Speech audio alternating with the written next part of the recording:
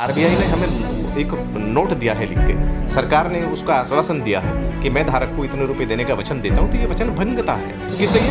कि अपना प्रचार सरकारी खजाने से कर लेंगे। सरकार को इन पर खर्च करना चाहिए जिससे लोगों की क्रय शक्ति बढ़े।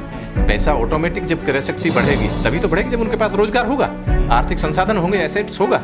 आज ना ही लोगों पे एसेट्स है, ना आर्थिक संसाधन है, ना रोजगार है, क्रय शक्ति उनकी खत्म हो रही है। सरकार ने एनपीए के नाम पर पूंजीपति मित्रों का कर्जा माफ कर दिया। बीजेपी की जो आज राजनीतिक स्थिति है, पूरे देश में चुनाव को हारती आ रही है। सिर्फ बीजेपी की सरकार बनकर बीजेपी को मजबूत करने का प्रयास है। तो मजबूरी में लोगों ने अपने भविष्य की सुरक्षा के लिए जमा किए, पैसे जमा किए। बैंकों में पैसा नहीं है। ये उन प्रदेशों में है जहाँ कांग्रेस की और बीजेपी की जो राजनीतिक हालत है वो कमजोर है। पूंजीपतियों का जिनको चंदा मिलता है और चंदे के धंधे पर जिनकी राजनीति चलती है, वो राजनीतिक पार्टियां इसको अच्छा बता रही हैं।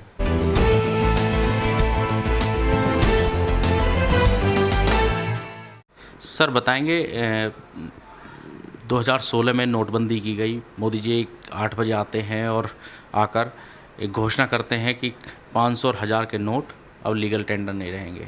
उसके बाद 2000 का नोट जो है वो चलन में लाया गया और अब आरबीआई ने 2000 के नोट को चलन से बाहर कर दिया। क्या कहेंगे इस पूरे मामले को, कैसे देखते हैं आप?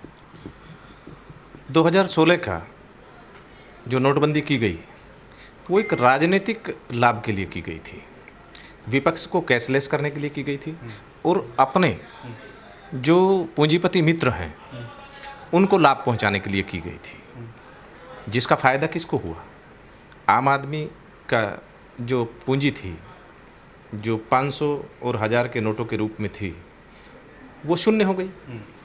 और उस नोट बदली में कमीशनखोरी, घूसखोरी का ऐसा व्यापार चला और भारतीय मुद्रा का इतना अवमूल्यन हुआ कि सरकार जो हमारा आरबीआई है वो गारंटी देता है कि मैं धारक को इतने रुपए देने का वचन देता हूँ, और वो एक संवैधानिक विफलता पूरे देश में नोटबंदी के रूप में मिली और लोगों को, देशवासियों को उनके मुद्रा का, जिसका वचन आरबीआई ने संवैधानिक संस्था के रूप में दिया, वो वचन भंग हुआ, पूरे विश्व में देखा गया।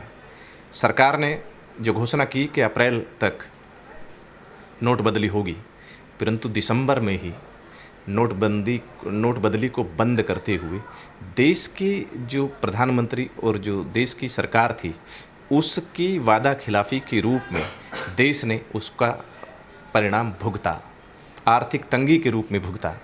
और देशवासियों का पैसा होते हुए भी बच्चों की पढ़ाई, शादी के लिए या अपने इलाज के लिए लोगों को प्राण आत्महत्याएं करते हुए देखा।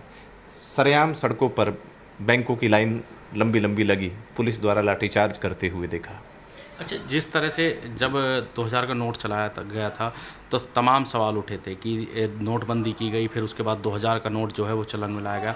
तो उस टाइम कहा गया था कि इस नोट के अंदर चिप है, कोई बड़ा जो धन है वो एकत्रित नहीं कर पाएगा, एक मोटा अमाउंट जो है एकत्रित नहीं कर पाएगा। तमाम तरह की बात की गई। जो चैनल्स हैं मेन स्ट्रीम मीडिया के, उन पर भी वो चीज़ बताई गई कि इस पर एक नैनो चिप लगा हुआ है नोट में। तो फिर जब सब चीज़ इतनी मतलब एक तरह से इस तरह से तैयार की गई थी कि भ्रष्टाचार हो ना सके, नोटों को इकट्ठा नहीं किया जा सके, तो फिर अब क्यों इस तरह से बंद किया गया?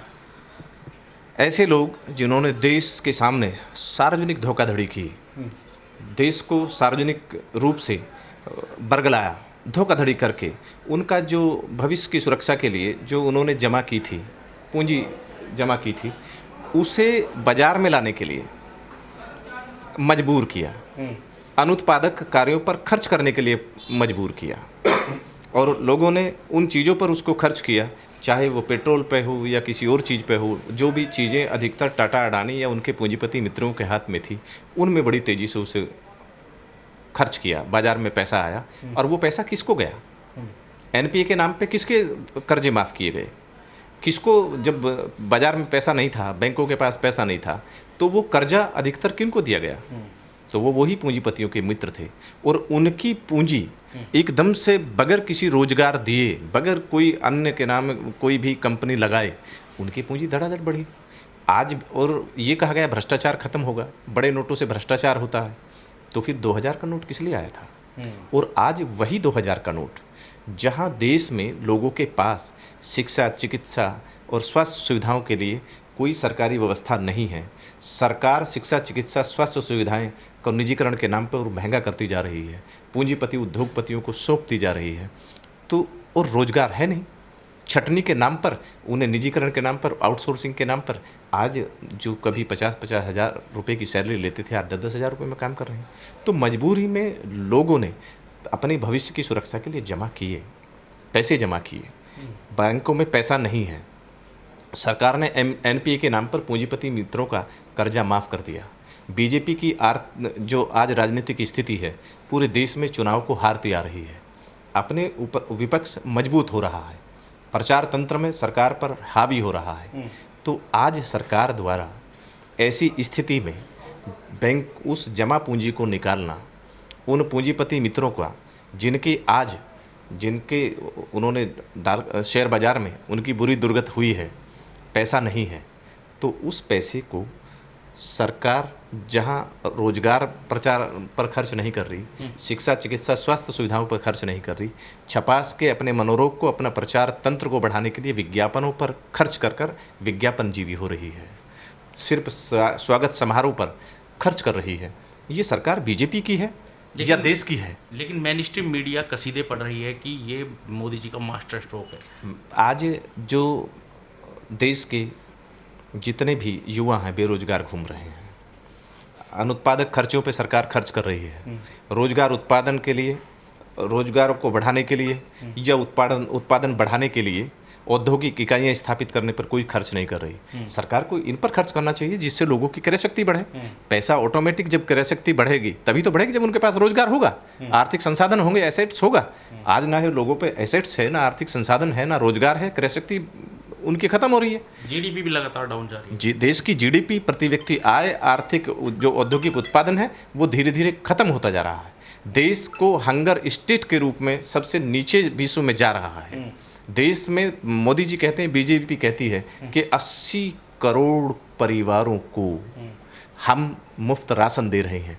तो कितनी बुरी स्थिति होगी? 80 करोड़, इनका अर्थशास्त्र कितना मजबूत है। 80 करोड़ परिवार कहते हैं, जबकि देश में मुश्किल से 40-45 करोड़ परिवार होंगे। तो इतना झूठ देश में सार्वजनिक रूप से बोला जाता है। और देशवासियों का जो पैसा उन्होंने मजबूरी के लिए, अपने भविष्य सुरक्षा के लिए जो उन्होंने जमा किया है, तो उस पैसे को निकालने के लिए ये देशवासियों के साथ एक धोखाधड़ी है। पैसा बदलने के लिए इकट्ठा भी तो किया जा सकता है। बदली हमारा पैसा है, आरबीआई ने हमें एक नोट दिया है लिख के, सरकार ने उसका आश्वासन दिया है कि मैं धारक को इतने रुपए देने का वचन देता हूं, तो ये वचन भंगता है। सिर्फ किस लिए? कि अपना प्रचार तो देश के सरकारी खजाने से कर लेंगे। देश की सरकार के रूप में इस सरकार ने कौन सा काम किया है? सिर्फ बीजेपी की सरकार बनकर बीजेपी को मजबूत करने का प्रयास कर रहे हैं। अच्छा, अभी जो कांग्रेस नेता हैं पी चिदम्बरम, जो पूर्व में फाइनेंस मिनिस्टर भी रहे थे, उन्होंने कहा है कि ये फैसला सही है सरकार का, 2000 का नोट जो उन्होंने चलन से बाहर किया है। फैसला सही है, परंतु किस समय पे लिया गया ये फैसला सही नहीं है। अब बीजेपी चुनाव हारी है, अब लगभग इस लास्ट में साल के चुनाव होने हैं, विपक्ष क्षेत्रीय दल मजबूत हो रहे हैं, कांग्रेस भी मजबूत हो रही है। जो चुनाव है ये उन प्रदेशों में है जहां कांग्रेस की और बीजेपी की जो राजनीतिक हालत है वो कमज़ोर है। तो ये एक पूंजीपतियों का, जिनको चंदा मिलता है और चंदे के धंधे पर जिनकी राजनीति चलती है, वो राजनीतिक पार्टियां इसको अच्छा बता रही हैं। इस वीडियो में कही गई सभी बातें वक्ता की अपनी राय है, जिसकी पुष्टि हम या हमारा चैनल नेशन टाइम नहीं करता।